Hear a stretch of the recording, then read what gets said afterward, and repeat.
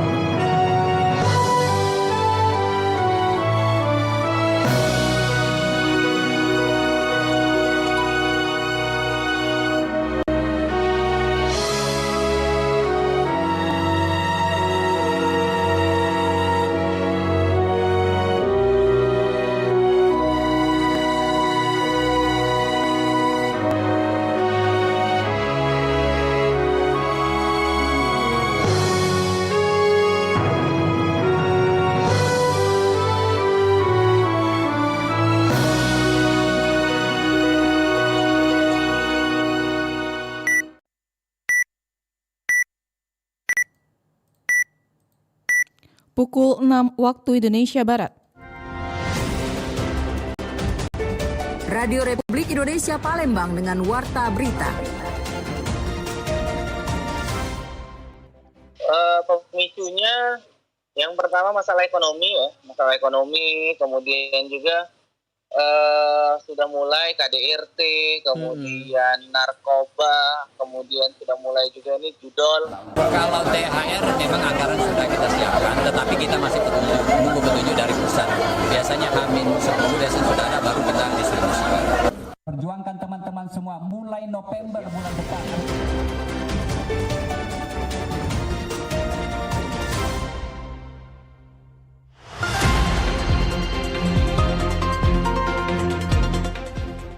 Selamat pagi, Anda mendengarkan Warta Berita RRI Palembang, Sari Berita. Selama tahun 2025, kasus perceraian Banyuasin meningkat. Perceraian dipicu KDRT hingga judi online. Kepastian pencairan tunjangan hari raya atau THR bagi aparatur sipil negara di lingkungan pemerintah Kota Palembang masih menunggu regulasi resmi dari pemerintah pusat. Inilah Warta Berita selengkapnya edisi Selasa 10 Maret 2026 bersama saya Ega Duyanti.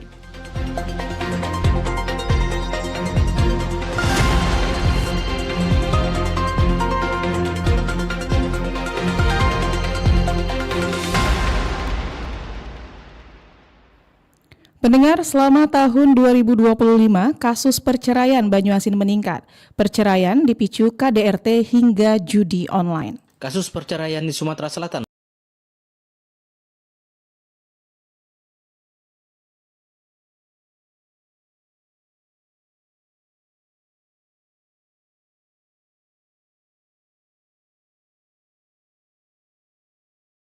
pada tahun 2024, perkara perceraian yang masuk tercatat sebanyak 1.126 kasus. Dari total perkara yang diterima pada tahun 2025, sebagian besar merupakan cerai gugat yang diajukan oleh pihak istri. Tercatat sebanyak 1.223 perkara merupakan cerai gugat, sedangkan 278 perkara merupakan permohonan cerai talak. Pengadilan Agama Pangkalan Balai juga telah menyelesaikan sebagian besar perkara tersebut. Sebanyak 1.495 perkara telah diputus dengan tingkat penyelesaian mencapai lebih dari 99%.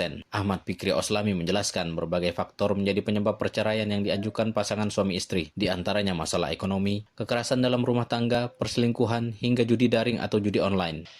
Pemicunya yang pertama masalah ekonomi kemudian juga sudah mulai KDRT, kemudian narkoba, kemudian sudah mulai juga ini judol online. Sementara itu, salah seorang tokoh perempuan Sumatera Selatan, Widya Astin, menilai meningkatnya angka perceraian perlu mendapat perhatian bersama. Menurutnya, upaya pencegahan harus dilakukan melalui pendekatan yang menyeluruh. Ia menyebut edukasi pranikah, konseling keluarga, serta dukungan ekonomi bagi pasangan dapat menjadi langkah untuk menekan angka perceraian. Widya juga menilai pentingnya membangun kesadaran masyarakat mengenai keluarga yang sehat dan harmonis agar konflik rumah tangga tidak berujung pada perceraian. Hendaknya pemerintah bisa melakukan beberapa upaya pencegahan agar tidak terjadi peningkatan perceraian atau paling tidak mengurangi angka perceraian. Beberapa hal-hal yang bisa dilakukan dalam menekan angka perceraian, pemerintah bisa melakukan menyusun kebijakan perlindungan keluarga, membuat regulasi yang mendukung stabilitas keluarga, meningkatkan akses konseling, menyediakan layanan konseling gratis atau subsidi untuk pasangan yang membutuhkan, edukasi keluarga, mengintegrasikan pendidikan keluarga dalam kurikulum sekolah, dukungan ekonomi, memberikan bantuan ekonomi bagi keluarga yang membutuhkan. Dari Banyuasin, Muhammad Maulana, Pro 1 RRI terus mengudara untuk Indonesia. Sementara itu, pendengar, jumlah penceraian di Provinsi Sumatera Selatan sepanjang tahun 2025 tercatat mencapai 12.058 perkara. Jika dilihat berdasarkan wilayah, Kota Palembang menjadi daerah dengan jumlah perkara perceraian tertinggi, yakni 2.559 kasus sepanjang 2025. Mayoritas perceraian di kota ini juga dipicu oleh perselisihan rumah tangga yang mencapai 2.162 perkara. Selain perselisihan rumah tangga dan faktor ekonomi, sejumlah penyebab lain juga tercatat memicu perceraian. Di antaranya kekerasan dalam rumah tangga, penelantaran hingga persoalan ekonomi yang berkaitan dengan judi online. Data juga menunjukkan bahwa gugatan cerai paling banyak diajukan oleh pihak istri. Menurut co-founder Hello Sister Nindi Foristia Wanda mengatakan penyebab perceraian umumnya berkaitan dengan kekerasan dalam rumah tangga, baik secara fisik, mental maupun finansial. Menurutnya, ketiga faktor tersebut seringkali saling berkaitan dan berdampak besar terhadap kondisi psikologis korban. Ia juga menjelaskan kekerasan fisik dapat mempengaruhi kondisi mental korban, sementara tekanan mental juga berdampak pada kesehatan fisik. Selain itu, kontrol finansial oleh pasangan juga dapat membuat seseorang merasa tidak aman, tertekan, dan juga takut untuk mengambil keputusan dalam hidupnya. Dalam perspektif perlindungan perempuan, bagaimana saya melihat posisi perempuan dalam meningkatnya kasus perceraian di Kota Palembang. Jadi nanti ini sedikit nambahin aja. Sebenarnya kalau perempuan itu bukan ingin putusnya ikatan pernikahan, tapi putusnya rantai kekerasan. Jadi memang ketika untuk memutuskan untuk berpisah, itu pasti sudah melalui pemikiran, pemahaman, dan konsultasi yang panjang, karena memang sebagai perempuan gak mudah ya Mbak ya. Contohnya label janda, terus itu juga bagaimana anak-anak, bagaimana di masyarakat, bagaimana secara apakah ia mampu secara ekonomi untuk menghidupi keluarganya. Jadi emang banyak pertimbangan sih. Nah, jadi memang banyak juga orang-orang perempuan-perempuan itu sudah sadar bahwa hidup ini cuma sementara, tapi kok ini ya kita bertahan dalam hidup yang misalnya kayak penuh dengan kekerasan seperti itu, karena nggak ada satu orang pun yang mau hidup dalam tekanan. Jadi memang ini pasti banyak banget faktor yang akhirnya membuat perempuan itu ya udah aku mau selesai nih di sini seperti itu. Sebenarnya kalau ngomongin langkah pencegahan dan edukasi ini sebenarnya udah banyak banget, cuman memang terkait kesadaran ini kan hal yang nggak mudah ya, butuh proses yang lama. Tapi emang kita bisa lakukan itu dari rumah.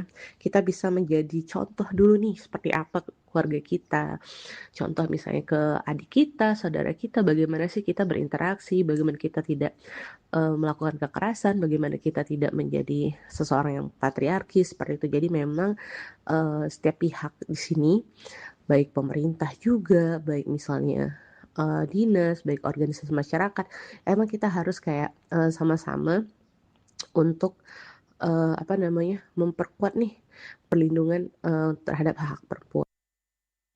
Nindi menambahkan peran keluarga dan lingkungan sosial sangat penting bagi perempuan setelah perceraian. Dukungan moral diperlukan untuk membantu membangun kembali rasa percaya diri serta meyakinkan bahwa keputusan yang diambil telah melalui pertimbangan matang.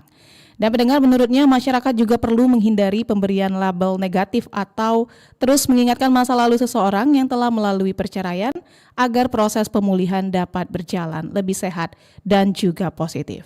Dan pendengar, berikut kita dengarkan ragam komentar masyarakat. Ya, perceraian itu terjadi karena faktor ekonomi. Kalau tidak saling menutupi, ya begitulah jadinya. nikah di bawah umur menjadi salah satu faktor perceraian. Pengetahuan tentang berumah tangga masih kurang akibat nikah dini. Berikut wawancara Muhammad Irfan bersama Kasih Perlindungan Hak Perempuan BPPA Sumatera Selatan, Said, mengenai solusi menekan angka perceraian. Baik Pak, bisa dijelaskan sedikit Pak, saat ini kan di Palembang itu mulai banyak meningkat angka perceraian, khususnya itu yang dilakukan oleh perempuan yang banyak mengadukan ke pengadilan. Saat ini sejauh ini bagaimana Pak, peran ataupun faktor apa sih Pak yang menyebabkan terjadi angka perceraian ini? Assalamualaikum warahmatullahi wabarakatuh. Kami dari Dinas Pemberdayaan Perempuan dan Perlindungan Anak Provinsi Sumatera Selatan, saya sendiri alhamdulillah masih sebagai Kasih Perlindungan Hak Perempuan. Baik, pertanyaan tadi akan kami jawab bahwa di tahun 2025, tepatnya bulan Juli tahun 2025, tanggal 22 Juli, kita MOU dengan Pengadilan Tinggi Agama Palembang. Itu substansinya yaitu salah satunya adalah pernikahan anak, pengasuhan anak, yaitu sinkronisasi dalam pencegahan pernikahan anak, hak asuh anak, dan hak-hak perempuan setelah perceraian. Nah, dari situ kita MOU dengan Pengadilan Tinggi Agama, dan selanjutnya diiringi dengan perjanjian kerjasama dengan Dinas Pemberdayaan Perempuan dan Perlindungan Anak 17 kabupaten kota se-Sumatera Selatan. Di tahun 2026 ini sudah ada data 3.000-an angka perceraian sudah ada di Palembang ini. Itu tentu saja kita sangat memprihatinkan sekali. Itu tentu saja itu penyebabnya banyak sekali. Mungkin ada salah satunya faktor ekonomi. Itu faktor yang sangat mendominasi, saya rasa, kalau dilihat dari data itu. Terus diiringi dengan KDRT dan lain sebagainya, tindak kekerasan yang dilakukan dalam rumah tangga. Baik Pak, sejauh ini apakah ada program Pak untuk menekan angka perceraian ini Pak? Sejauh ini kita melakukan konseling. Kita tentunya saja dari Pengadilan Agama juga melakukan konseling, dan Dinas PPA juga melakukan konseling juga sebelum kalau sebelum pernikahan itu pranikah itu sudah kita konseling dulu ke mereka sebelum menikah, terutama ini anak yang belum berusia 18 tahun ke atas belum boleh kita nikahkan. Terus dampak apa saja kalau misalkan pernikahan anak itu terjadi? Itulah tadi salah satunya perceraian, KDRT dan lain sebagainya. Itu kita konseling seperti itu baik ke calon pasangan pernikahan ataupun dengan kedua orang tua. Nah, ini kesulitan kami di Kabupaten Kota Sumatera Selatan ini. Ini adalah salah satu kebiasaan pola pikir mereka yang di pelosok-pelosok itu, karena pemikiran mereka orang tua di pelosok itu menganggap bahwa usia di 14 tahun itu merupakan sudah gadis tua. Nah, itulah salah satu faktor penyebab kemudian akan ada perceraian. Mereka kalau 14 tahun itu kan apa sih yang harus dilakukan kalau sudah menikah? Pengetahuan untuk menjadi ibu rumah tangga atau di dalam rumah tangga itu sangat minim sekali untuk itu. Jadi itulah salah satu dampak itu.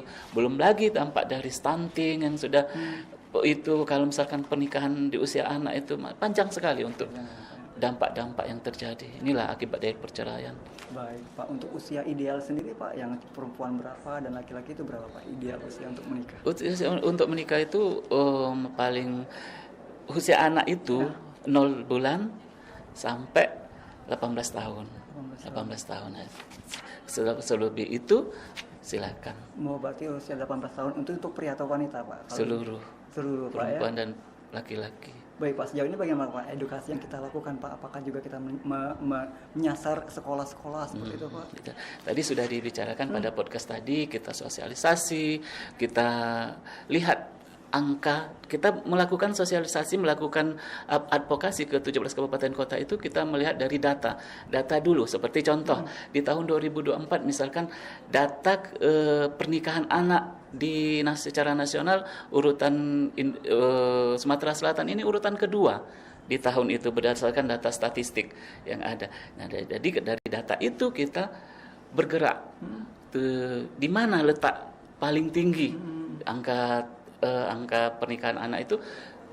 Oke, misalkan di Kabupaten Oku Selatan, kita terjun ke sana untuk melakukan advokasi sosialisasi ke SMP, SMA yang ada di pinggiran. Kita lihat itu, kita melakukan sosialisasi untuk pencegahan pernikahan anak dan juga dikuatkan oleh surat Gubernur Provinsi Sumatera Selatan untuk menekan angka pernikahan anak, surat edaran. Baik Pak, Bapak tadi menjelaskan bahwa Sumatera Selatan ya Pak, atau Palembang Pak yang peringkat nomor 2? Sumsel. Setelah itu apa nomor peringkat pertama siapa? NTB yang paling banyak Bu ya. Baik Pak, terakhir Pak, apa bisa Pak pesan ataupun himbauan Bapak kepada anak-anak usia muda ini untuk tidak menikah muda ataupun menekan angka perceraian? Sebaiknya kita ini untuk merubah, ini kan terjadi di pinggiran. Kita untuk merubah pola pikir itu, kebiasaan itu memang sangat sulit sekali. Namun kita selalu berharap kepada orang tua, kepada anak-anak di di seluruh Provinsi Sumatera Selatan seharusnya untuk fokus ke pendidikan, untuk lebih memperkuat fokus ke pendidikan, pengetahuan, berdaya. Kita ini sekarang ini dari ini perempuan itu harus berdaya. Sekarang ini harus apalagi sekarang ini dunia digital, kita jangan kalah dengan laki-laki. Di rumah pacak jualan online. Harus, itu salah satu mencegah supaya tidak terjadi angka perceraian ke depan. Baik, pendengar, Warta Berita ini disiarkan secara langsung melalui RRI Programa 1 Palembang, frekuensi 92,4 FM, dan disiarkan juga melalui streaming YouTube Pro 1 RRI Palembang dan aplikasi RRI Digital yang bisa diunduh melalui Play Store dan App Store. Anda masih bersama Warta Berita RRI Palembang.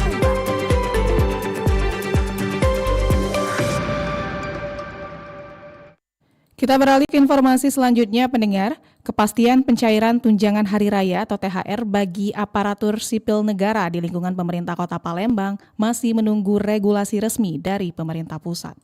Kepastian pencairan tunjangan hari raya atau THR bagi aparatur sipil negara atau ASN lingkungan pemerintah Kota Palembang masih menunggu regulasi resmi dari pemerintah pusat menjelang Idul Fitri 1447 Hijriah. Wali Kota Palembang Ratu Dewa mengatakan, pemerintah kota tetap berkomitmen memberikan THR kepada ASN. Namun hingga kini besaran nominalnya belum dapat ditetapkan karena masih menunggu aturan yang menjadi dasar pelaksanaannya.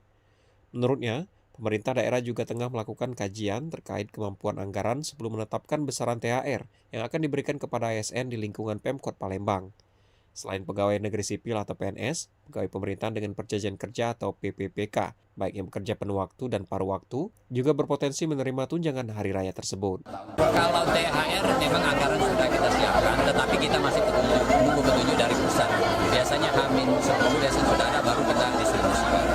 Ratu Dewa menegaskan pemerintah Kota Palembang akan segera menindaklanjuti pemberian THR setelah regulasi resmi dari pemerintah pusat diterbitkan, agar penyalurannya dapat dilakukan sesuai ketentuan yang berlaku. Dari Jalan Radio, Heru Rizky RRI Palembang terus mengudara untuk Indonesia. Pendengar, Kementerian PU targetkan jalan nasional di dalam Kota Palembang bebas lubang pada H-10 Lebaran. Perbaikan terus dikebut meski harus menyesuaikan dengan tantangan kondisi cuaca hujan. Ruas jalan nasional dalam Kota Palembang dipastikan siap untuk melayani angkutan mudik Lebaran tahun ini. Kerusakan jalan yang tersebar di sepanjang 60 km yang terbagi dalam 20 ruas jalan nasional dikebut perbaikannya dan ditargetkan rampung pada 10 hari sebelum Hari Raya Idul Fitri. PPK 3.1 Pelaksanaan Jalan Nasional Wilayah 1 Sumatera Selatan, Marisa Francisca Sitompul mengungkapkan, pihaknya telah melakukan penambalan melalui pemeliharaan rutin sejak awal tahun, seiring target zero pothole yang dicanangkan Menteri PU. Marisa mengatakan meski penambalan lubang telah dilakukan sejak lama, namun faktor cuaca hujan yang terus terjadi di awal tahun menyebabkan munculnya lubang baru, terutama pada 80% ruas jalan yang memang belum mendapatkan penanganan permanen sejak 5 tahun terakhir. Memang kita ini sudah melaksanakan pelaksanaan untuk zero pothole ini sejak dari awal tahun 2020. Jadi pada saat sudah mulai 1 Januari itu kami sudah mulai bekerja untuk memperbaiki kondisi jalan karena diperparah oleh musim hujan kemarin itu Bapak. Jadi memang ada beberapa kendala, hujan diperparah juga dengan kondisi perkerasan jalan kami yang memang sudah banyak penanganan permanennya yang di atas 5 tahun. Itu kita hitung mungkin sekitar 80% Pak sudah memang belum dapat penanganan permanen selama 5 tahun ini. Hasil pemetaan tim PPK 3.1 jumlah lubang pada ruas jalan nasional dalam kota Palembang mencapai lebih dari 300 titik. Sementara ini jumlah lubang yang telah ditangani mencapai lebih dari 90%. Marisa optimistis dengan penanganan intensif, target zero pothole pada H-10 Lebaran dapat tercapai. Riana Pridani melaporkan. Informasi selanjutnya pendengar, Dinas Ketahanan Pangan dan Peternakan Sumatera Selatan memastikan stok pangan di Sumatera Selatan tetap aman meski sejumlah harga komoditas naik menjelang Idul Fitri. Sejumlah harga bahan pangan di Kota Palembang, Sumatera Selatan mulai mengalami kenaikan menjelang Hari Raya Idul Fitri. Beberapa komoditas yang tercatat mengalami kenaikan antara lain cabai merah dan daging ayam. Seiring meningkatnya permintaan masyarakat menjelang Hari Besar Keagamaan. Kepala Dinas Ketahanan Pangan dan Peternakan Sumatera Selatan, Ruzuan Effendi mengatakan, kenaikan harga tersebut masih dalam pemantauan pemerintah. Ia memastikan ketersediaan stok bahan pangan di Sumatera Selatan masih mencukupi untuk memenuhi kebutuhan masyarakat hingga Lebaran. Artinya kita juga selalu akan memantau ini perkembangan dan akan selalu monitoring daripada hasilnya kebutuhan kita ini. Kita sudah mengantisipasi akan adanya peningkatan permintaan. Nah, tentunya kita kerjasama antar daerah, komunikasi yang instan, kemudian monitoring yang sering kita lakukan, mudah-mudahan itu kita bisa menyebabkan kestabilan baik dari harga maupun dari jumlah atau Ruzuan menambahkan, sejumlah komoditas yang biasanya rentan mengalami kenaikan harga menjelang Hari Besar Keagamaan, diantaranya telur ayam, daging ayam, serta cabai. Kondisi ini umumnya dipicu oleh meningkatnya permintaan masyarakat yang menyebabkan pergerakan harga di pasaran. Erlin Fatesa melaporkan. Pendengar, sejak November 2024, angka kerugian akibat penipuan digital yang terlaporkan mencapai 9,1 triliun.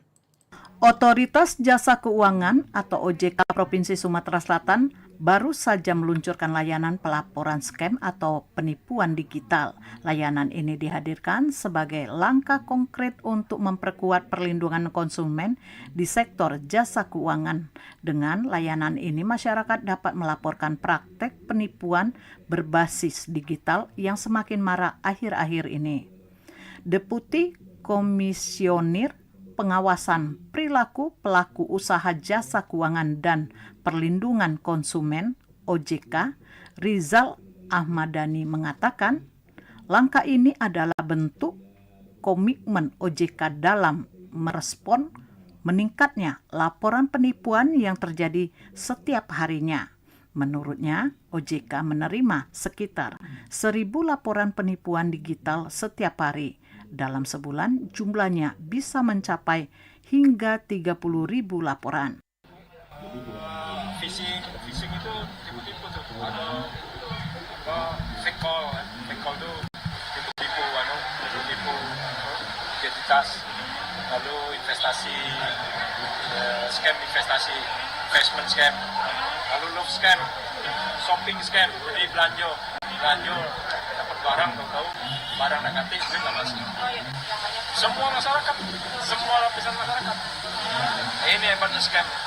Mau dokter, mau notaris, mau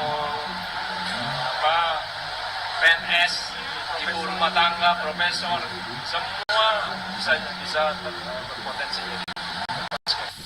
Sementara itu, anggota DPR RI Komisi 11 Pauji Amru mengatakan dukungan terhadap layanan pelaporan scam tersebut diharapkan dengan adanya layanan dan kepercayaan masyarakat terhadap industri jasa keuangan akan semakin meningkat, serta memberikan perlindungan yang lebih maksimal bagi masyarakat yang menjadi korban penipuan.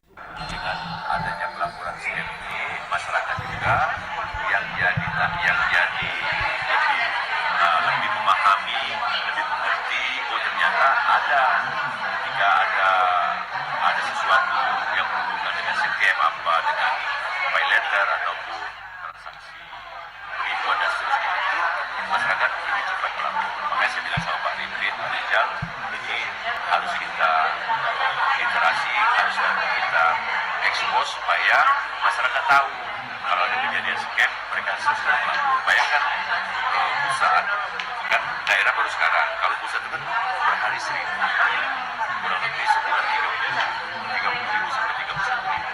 Nah, begitu banyak yang terjadi di dunia industri jasa keuangan. Total kerugian akibat penipuan digital yang dilaporkan sejak bulan November tahun 2024 mencapai 9,1 triliun rupiah. Angka ini tentu sangat dikhawatirkan dan OJK ingin masyarakat dapat melaporkan kasus-kasus penipuan dengan lebih mudah dan cepat. Kini layanan pengaduan tersebut telah dibuka di kantor OJK Sumatera Selatan. Lamsi Harsiltonga melaporkan.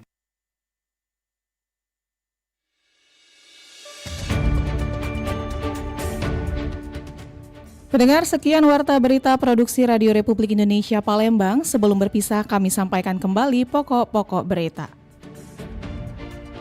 Selama tahun 2025, kasus perceraian Banyuasin meningkat. Perceraian dipicu KDRT hingga judi online. Kepastian pencairan tunjangan hari raya atau THR bagi aparatur sipil negara di lingkungan pemerintah Kota Palembang masih menunggu regulasi resmi dari pemerintah pusat. Pendengar, informasi lainnya dapat Anda akses melalui website kami di rri.co.id. Kami juga membuka ruang aspirasi bagi Anda untuk menyampaikan peristiwa yang berada di sekitar Anda melalui line WhatsApp dan SMS di 0821 7927 9090. Mewakili kerabat kerja yang bertugas, saya Ega Duyanti undur diri. Sampai jumpa.